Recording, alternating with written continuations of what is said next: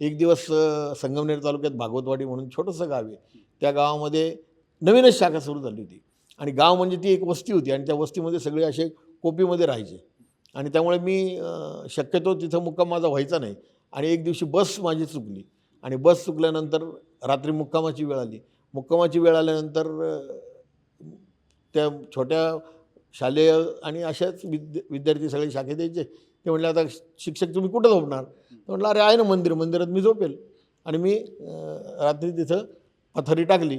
सतरंजी वगैरे बरोबर नेलेली नव्हती, कुणीतरी काहीतरी आणून दिलं आणि पथारी टाकली मी आपली. आणि पहाटेच्या वेळेस पाऊस सुरू झाला. त्या मंदिरामध्ये वरतून काही छत नव्हतं. मी आता प्रश्न पडला की आता पावसात आपल्याला भिजावं लागणार म्हणून जागा झालो आणि थंडी वाजत होती म्हणून असा बसलो होतो.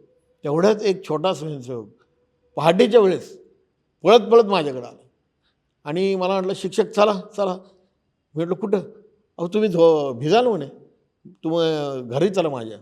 मला माहिती होतं की त्याचं घर म्हणजे एक कोपी होती आणि त्या घरामध्ये राहणारे जे व्यक्ती होते ते त्यांची संख्या जर लक्षात घेतली तर त्या कोपीमध्ये जागाच असण्याची शक्यता नव्हती.